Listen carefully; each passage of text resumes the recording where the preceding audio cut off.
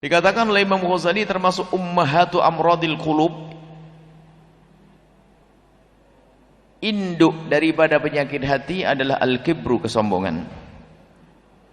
Orang sombong, dan sombong ini pun ternyata bukan karena dunia saja, bahkan mungkin karena ibadahnya. Contoh pesombong yang luar biasa adalah iblis. Iblis itu sombong. Di saat disuruh sujud kepada malaikat, wa id qulna lil malaikati, di saat sujud kepada Sayyidina Adam, wa id qulna lil malaikati isjudu li Adam fasajadu illa iblis. Iblis bukan dari golongan malaikat, ketahuilah. Iblis itu bukan dari golongan malaikat, akan tapi karena iblis ini punya amal baik luar biasa sampai tidak ada sejengkal tanah kecuali pernah digunakan sujud oleh iblis. Amal ibadahnya sangat banyak sehingga begitu hebatnya dalam beribadah, iblis yang bukan dari golongan malaikat dikumpulkan bersama golongan malaikat. Sehingga waktu Allah memerintahkan kepada malaikat untuk sujud kepada Adam, iblis ada di dalamnya. Karena dia adalah ahli ibadah. Ahli ibadah, wa idh qulna lil malaikati isjudu li Adam fasajadu illa iblisa. Di saat kami perintahkan, kata Allah, Allah berfirman, di saat aku perintahkan kepada malaikat semuanya untuk sujud kepada Adam, semuanya pada sujud kecuali iblis. Iblis aslinya bukan dari golongan malaikat, cuman karena iblis punya amal yang luar biasa dahsyat sehingga oleh Allah dikumpulkan bersama malaikat. Akan tapi di saat diperintah oleh Allah untuk sujud kepada Adam, yang muncul apa? Sifat kesombongannya. Illa iblis aba wastakbaro. Iblis enggan, tidak mau sujud, wastakbaro, sombong. Kenapa sombong? Iblis itu mikir, Adam ini orang baru diciptakan oleh Allah, belum punya amal baik. Lah saya ini sudah ribuan tahun sujud, ribuan tahun beribadah, gimana aku harus sujud kepada Adam ini? Nggak mungkin. Nggak. Sudah nggak mau sujud, berhujjah lagi dalam ayat lain, ana khairun minhu. Wah, ana pakai kalimat aku, sehingga sumber kesombongan seseorang itu ego, aku, ana khairun minhu. Jadi yang sering ngomong aku ya iblis itu. Aku, ana khairun minhu, aku lebih bagus daripada Adam. Lah ini iblis karena kesombongannya, dan sombongnya iblis sebabnya karena kelebihan yang Allah berikan kepadanya dari sisi ibadah. Artinya orang bisa menjadi sombong karena dia adalah menjadi ahli ibadah, mudah merendahkan orang lain, mudah meremehkan orang lain. Orang bisa menjadi sombong karena harta, orang bisa menjadi sombong karena ilmu, orang bisa menjadi sombong karena nasab. 4 hal sebab kesombongan: nasab, ilmu, harta, dan juga harta bisa masuk dalamnya tahta, pangkat. Nah, bisa jadi di dalamnya adalah termasuk amal itu tadi. 5 jadi. Yang menjadi sebab orang sombong kadang nasab.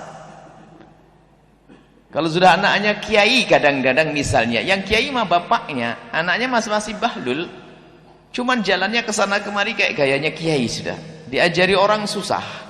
Contoh, sombong karena nasab, nggak ada artinya.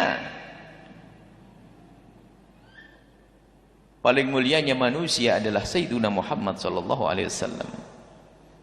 Paling dicintai oleh Allah, paling mulia yang paling dimuliakan oleh Allah, dan yang menyanjung adalah Allah. Wa innaka la'ala khuluqin azim. Akhlakmu paling agung wahai Muhammad. Tapi bagaimana Sayyidina Muhammad, orang yang paling dicintai oleh Allah, paling mulia, paling kuat ibadahnya, paling ganteng, tapi beliau adalah paling tawadhu'nya manusia. Paling tawadhu'nya manusia, dan tawadhu'nya Rasulullah tampak dari pandangan mata beliau di saat melihat orang yang terjerumus dengan pandangan kasih sayang. Dan ini sekarang kita itu punya apa? Ilmu enggak. Kadang punya ilmu sedikit saja sudah gampang remehin orang lain, merendahkan orang lain.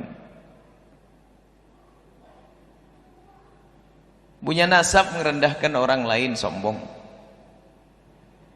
Punya apa lagi? Harta, Masya Allah, petentang-petenteng, jalannya sudah beda. Bangga-banggaan dengan merek baju, tidak sadar kalau mati mereknya sama, kain kafan, nggak ada beda. Mana baju mewah yang dibeli di Amerika dulu tuh? Nggak ada semuanya.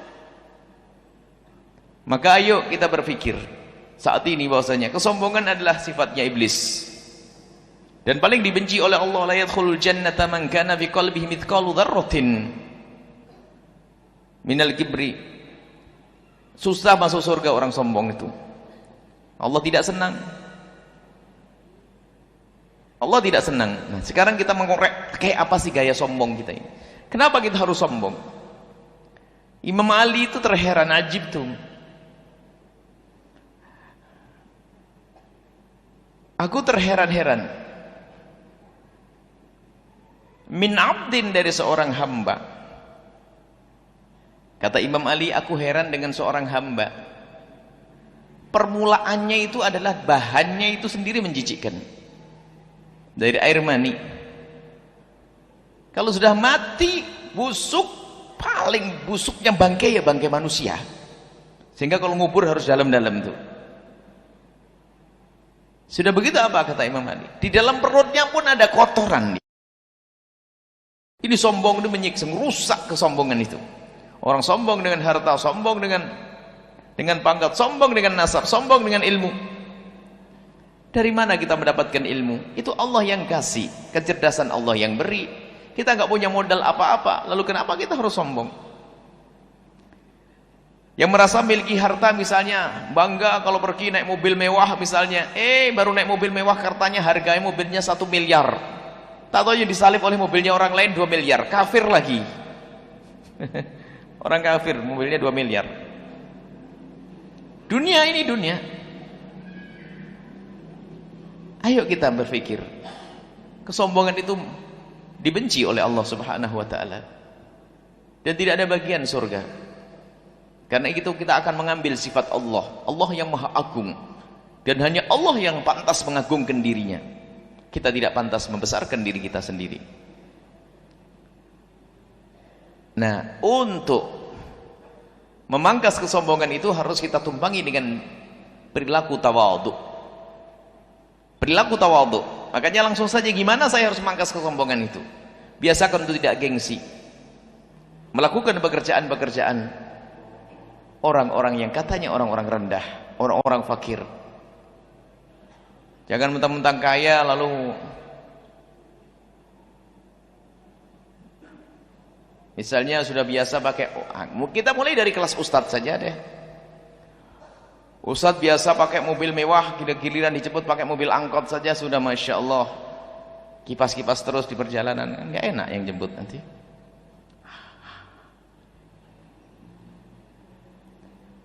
Intinya kalau kita sombong itu rugi, Allah tidak senang. Dan malu kita sombong itu. Apa yang kita sombongkan? Allah Subhanahu wa ta'ala menyebutkan kisah-kisah orang sombong. Qarun dengan kesombongannya, Fir'aun dengan kesombongannya, berakhir semuanya.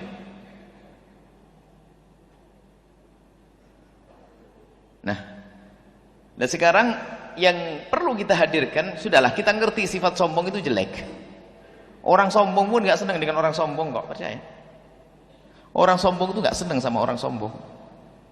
Ngeliat orang sombong, sok. Padahal dia sendiri juga paling sok. Baju, subhanallah. Memang baju kita tidak harus baju yang compang-camping dipaksain, gak. Wajar saja deh. Kalau Allah memberikan kepada kita baju bagus, pakailah baju bagus. Tapi jangan sampai gara-gara baju bagus tuh. HP, lah orang kok bangga-banggaan HP itu mau apa? Ini yang membuat pabrik HP yang membuat HP setiap hari pengen membuat HP baru loh. Kita mau bangga dengan HP terbaru, tak tahu sudah ketinggalan 10 kali. 10 level 10 ketinggalan kita. 10 model ketinggalan.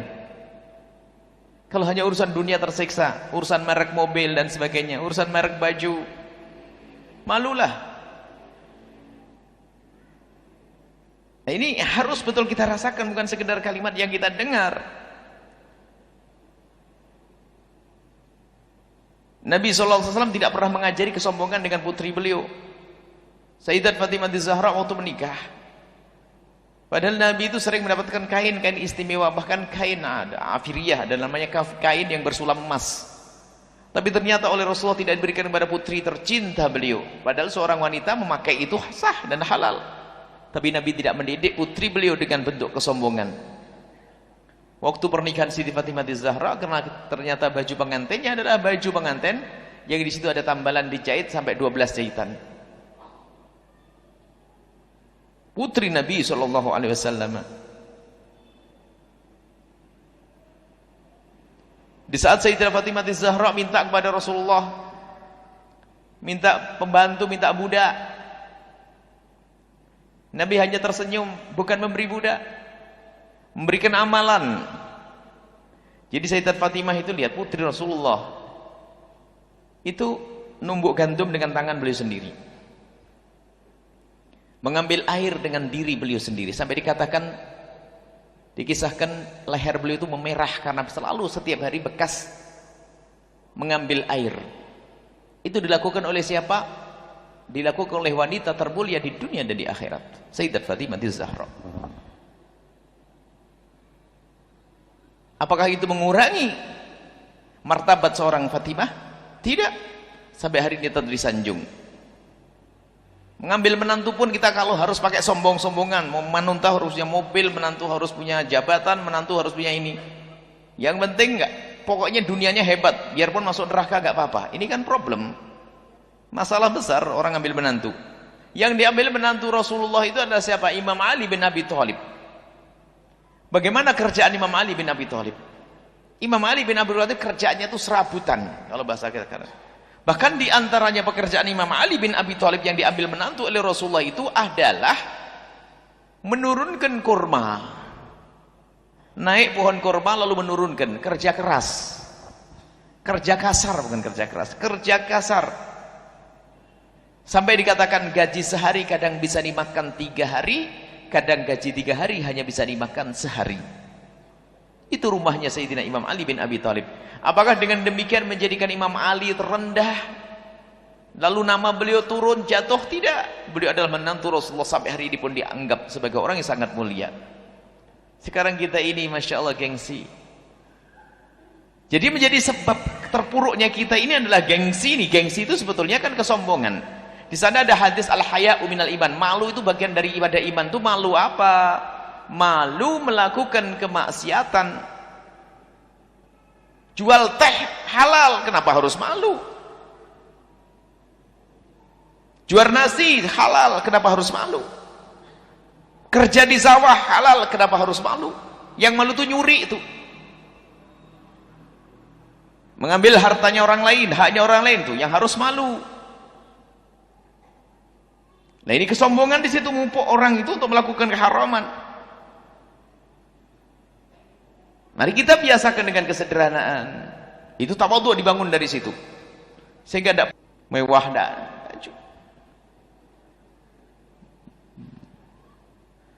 harga imamah. Ibu tahu harga imamah ini? Imamah harganya 12.500. Ibu ya mahal ya? Mahal Bu ya. Kerudung ibu berapa harganya? Hah? 12.000. Samalah. Ini 12.500. Cuma diikat begini sudah. Kopiahnya 7.500. Kainnya kain dicegal gubuk, ada kain kiloan, itu murah kain kulian. Dipakai nggak gatel juga ibu ya. Sama saja. Cuman kena sorot lampu jadi kayak begitu. Kesombongan itu ngerepoti Bu. Anak kita kalau kita didik dengan sombongan, Masya Allah orang tua juga capek. Pakai baju sedikit kotor saja, gengsi, malu. Aduh, orang tua yang repot, harus belikan yang baru. HP jadul, kalau telepon sembunyi. Halo. HP baru, Assalamualaikum. Jangan biasakan dengan bangga dengan hal-hal semacam itu. Kerudungnya merek apa enggak? Yang penting menutup aurat. Ini perlu dibiasakan hal yang semacam ini. Makanan pun juga demikian. Kadang-kadang gaya hidup tuh, itu gaya hidup sombong. Makan itu kadang-kadang gengsi, makan di tempat-tempat yang murah. Makan di tempat yang murah. Harus tempat yang mahal. Pokoknya yang bikin kita harus ngutang lagi itu repot. Subhanallah. Hidup jadi susah karena sombong. Sombong itu menuntut kita untuk selalu mantes-manteskan diri, ngikuti gaya hidupnya orang lain, tersiksa. Pengen dianggap wah. Sampai suatu ketika kita ngisi pengajian di sebuah tempat, katanya tempatnya orang kaya, ibu. Memang kita lihat mobilnya bagus-bagus, rumahnya mewah-mewah. Di saat kita bicara tentang yang demikian ini, tiba-tiba memang ada keceplos ibu-ibu ngomong, "Buya, jujur Buya, kami ini hanya kaya dipandang depan mata orang saja. Hakikatnya kami ini nggak punya apa-apa." Kenapa? Ini rumah sertifikatnya sudah di bank. Mobil saya juga begitu. Gaya tok kami itu. Gaya action. Ini pengakuan dari. Kenapa kok kami hidup semacam ini? Kami ngikuti gaya hidupnya orang. Kalau tidak tampil begini kayaknya nggak pantas hidup, naudzubillah. Jangan gengsi dengan pekerjaan yang halal. Apa saja sudahlah. Kalau kita tahu imam-imam besar, Imam Nawawi rahimahullah ta'ala, yang kitabnya dibaca oleh umat seluruh dunia, beliau jaga warung pamannya, jaga toko, penjaga bukan pemilik. Maka harus malu kita kalau sombong itu. Apain kita harus sombong? Baik, ayo kita koreksi. Anak-anak kita ajari dengan kesederhanaan. Kalau kita harus beli barang mahal, nggak usah disebut tentang mahalnya. Sebab ada sebagian orang harus mahal. Kalau mahal tuh beda, biarpun nggak enak jadi enak katanya. Baju mahal tuh nggak enak. Katanya ada suatu ketika ngasih baju mahal katanya. Mal dikasih nggak enak, ya nggak enak. Cuman gara-gara mahal itu dipaksain jadi enak katanya. Ini sudah memang sombong itu merusak. Makanan juga begitu. Nah ini kita biasakan di rumah kita, yuk, dengan kesederhanaan. Nggak ada perlunya. Sombong itu naudzubillah, iblis. Kalau kita punya rumah mega harganya 1 miliar, tetangga kita ada rumahnya lebih mahal dari itu. Dan ketahuilah bahwasanya semua yang akan harta itu juga akan kita tinggal. Kalau kita mati, apa yang kita bawa? Baju yang bagus-bagus nggak boleh kita dikasih kain kafan, sudah siapin kain kafan itu. Minta cincin sedikit bawa nggak boleh. Gigi emas boleh dicopot kata para ulama. Orang yang punya gigi emas kalau mati itu, kalau ahli warisnya nggak rela, boleh dicabut tuh. Mau apa? Mau bangga dengan dunia? Ayo kita biasakan dengan sederhana, tidak usah gengsi kalau kita harus makan. Kalau orang Jawa Timur makan gatot nih. Gatot, tahu gatot? Tiwul. Itu dulu waktu kita masih nonton PKI itu, iki tiwul, inget kok. Itu adalah singkong yang dijemur. Setelah beberapa lama itu dilembutin, kemudian jadi seperti nasi tiwul. Orang sini nggak makan nasi tiwul, nggak tahu. Mungkin makan tapi namanya lain dulu. Orang dulu makan dengan sangat sederhana, dengan kerupuk, dengan ini, masya Allah. Jadi mari kita membangun hidup kita dengan sederhana, dan itu memangkas kesombongan. Tidak perlu gengsi, bu, pakai baju apa saja. Naik angkot nggak usah malu. Saya temani nanti kalau malu. Masya Allah. Saya juga pusing dengan anak-anak saya, bu. Diajari sama tamu-tamu itu dengan makan yang aneh-aneh. Anak saya itu masak singkong bakar tuh belum bisa makan kan. Baru tak latih harus bisa makan singkong bakar, singkong rebus gitu. Ya kadang-kadang orang ngasih yang namanya coklat segala macam gitu lah. Nah, kembali kamu harus bisa makan singkong rebus sama telur rebus, dilatih lidahnya. Kalau saya kan paling suka begitu, bu. Saya kalau pagi itu sudah disiapin sama anak-anak singkong rebus. Pertama sehat juga, itu nggak ada kimianya. Yang punya nostalgia dengan singkong rebus paling enak tuh, apalagi musim hujan begini ya. Nah, tuh kan. Apalagi yang ada kalau di kampung sana, bu, ada tetangganya suka buat gula, itu apa namanya? Gula itu singkongnya dititipin, celupin sebentar, nanti diangkat sudah manis dalam-dalamnya itu. Ajib ya. Bukan makanan itu, yang makanan yang tidak beradab itu apa? Roti, ada daun, makan, itu apa namanya? Nggak beradab itu makannya, apa itu namanya? Hah? Tahu sudah namanya batu? Ya tahu ya. Makannya, masya Allah. Biasa dengan. Apakah tidak boleh makan itu? Ya boleh. Yang penting halal. Cuman kita pengen membiasakan dengan kesederhanaan. Baju yang penting menutup aurat.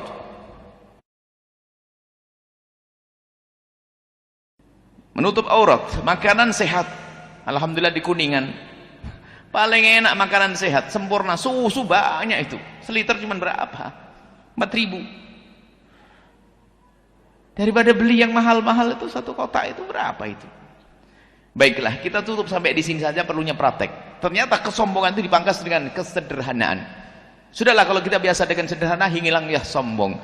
Nah, kalau kita biasa dengan sederhana, hilang sombong, ilmu mudah didapat dari siapapun. Sebab kadang begini, karena dia mungkin seorang yang punya ilmu dalam ilmu kedokteran atau engineer atau apa saja, diajari ustadz yang kampungan nggak mau, atau sebaliknya. Nah, ini bukan level saya kan intelek. Makanya anak kiai itu kadang susah diajar, karena kemana-mana merasa anaknya kiai, siap diajari ustadz. Ini murid abah saya, ini penyakit ini, sombong dia dengan bapaknya. Ada anak kiai susah diajari, ya, hati-hati. Anak kiai ada yang susah diajari, karena kemana-mana dimuliakan sama orang, kayak kiai padahal masih bahlul.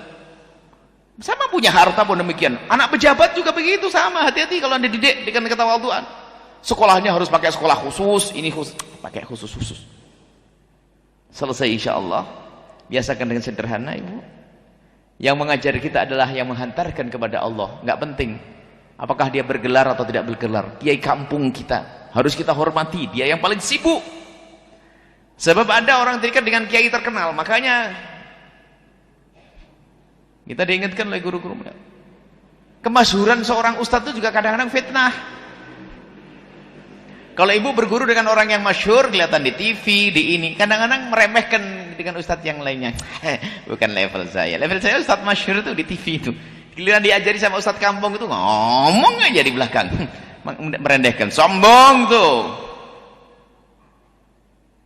Tapi kalau ibu bisa berguru dengan orang-orang yang itu, yang tersembunyi itu hebat, Bu. Bapak, saya sampaikan, ustadz-ustadz yang ada di kampung itu, kembalilah. Ini tambahan hal-hal semacam yang diekspos, media, televisi, semuanya itu kadang-kadang menjadikan kita tuh rusak hati kita. Kalau Anda bisa menjaga hati, selamat, nggak apa-apa. Tapi kadang-kadang sombong. Harus, mohon maaf ya. Kalau Anda yang senang datang ke Cirebon, alhamdulillah, terima kasih menghadiri majlis Ahad pagi. Tapi majlis Ahad pagi kan seminggu sekali. Itu ustadz kampung yang ngajar setiap hari itu harus Anda deketi, itu yang lebih utama. Apalagi datangnya sebulan sekali ke Cirebon. Sudah begitu sombong, wah saya ke Cirebon saja, ke Buya Yahya. Yang lain, ya deh sana aja, nggak mantap hati saya. Wah ini penyakit itu, sombong. Kesombongan itu merusak. Nggak selamat orang sombong. Baik. Ayo kita tata hati kita. Jadi kita biasakan dengan cara hidup sederhana. Contoh Nabi SAW. Gak perlu kita berbangga dengan namanya mobil, namanya rumah, namanya nasab. Nasab sehebat apapun kalau dia jadi penjahat ya gak bisa. Seorang kiai kan nasabnya hebat. Tak taunya anaknya jadi maling. Kekiaian bapaknya gak akan membersihkan dia, malah mencoreng lebih gelap lagi. Ini anak kiai kok begitu? Kan gitu jadinya.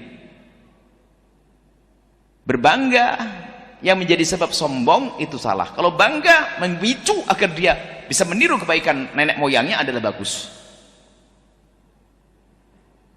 Seseorang bangga dengan anak, dengan bapaknya yang kiai misalnya, tapi kebanggaan ini harus ditindaklanjuti dengan perilaku, sikap, keyakinan bahwasanya itu baik. Maka aku harus kayak bapak saya, menuntut ilmu yang benar, bukan sombong. Insya Allah selesai sampai di sini. Jauhi kesombongan. Kesombongan adalah sifatnya iblis, wataknya iblis. Aku, ego. Egois orangnya. Harus aku, yang paling kaya harus dia, yang naudzubillah. Ada. Dan kesombongan nanti insya Allah akan kita sebutkan. Dari sombong ini nanti akan beranak pinak menjadi penyakit-penyakit hati yang banyak. Dari sombong tok. Insya Allah kita bahas pada pertemuan yang lalu. Ini bil barokah. Insya Allah kembali dengan sederhana. Nggak usah sombong dengan mobil Anda itu. Berapa sih harga mobilnya? Nggak usah sombong dengan rumah megah. Kerudung yang baru dapat hadiah dari luar negeri itu Itu buatnya di Cina atau di Jawa, di Tegal Gubuk, jangan-jangan itu. Mau gaya-gayaan. Masya Allah. Percuma, malu. Baik. Sarung. Sarung yang penting menutup aurat. Semuanya pokoknya biasakan dengan sederhana. Subscribe now.